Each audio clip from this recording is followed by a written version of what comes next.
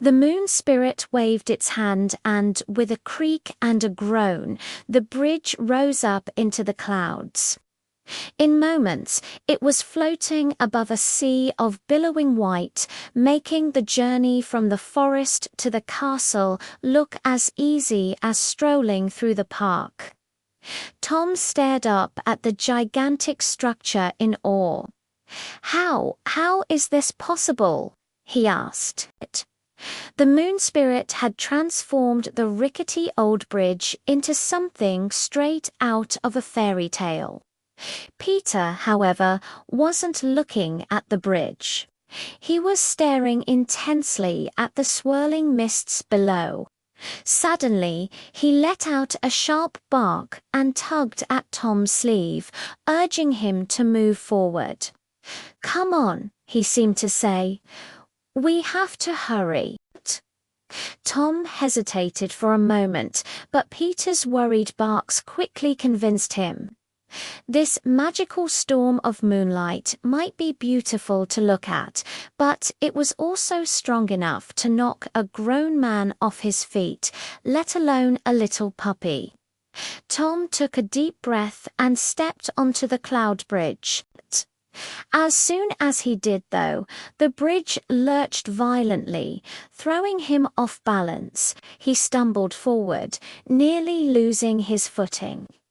If not for Peter, who had taken a bite out of his sleeve to anchor him down, he might have fallen right then and there into the churning mists below. "Easy, boy," Tom soothed, bending down to stroke Peter's head. "It's all right. We're almost there. Almost there." As if the moon spirit had heard his words, it let out a loud, clear laugh that echoed across the clouds. Then the wind began to pick up again, whipping around them and buffing them with icy cold rain. The bridge swayed dangerously from side to side, threatening to send them flying into the abyss. And just when it seemed like they wouldn't make it, the moon spirit spoke again. Its voice boomed like thunder, shaking the very foundations of the bridge. "Hold fast, little travelers, for this is the last and hardest part of your journey."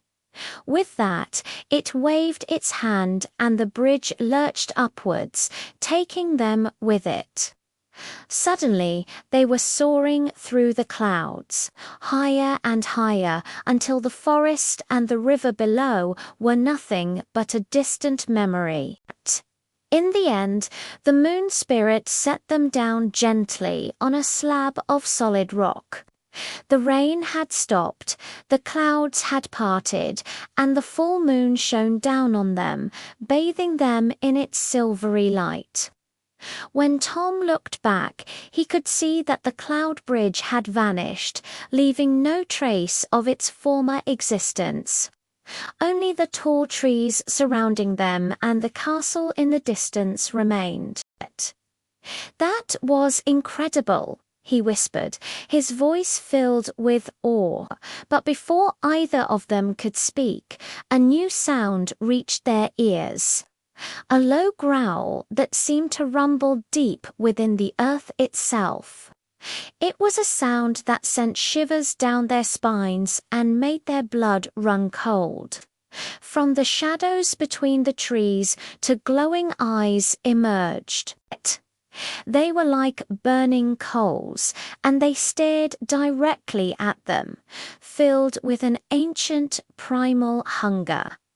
Out of the darkness, a huge wolf emerged, its fur as black as night, its teeth as sharp as daggers. It took a step forward, and Tom felt a surge of primal fear grip him. But then something unexpected happened. Peter, who had been trembling like a leaf until now, suddenly stood his ground. He let out a defiant bark and puffed out his chest, daring the beast to make a move.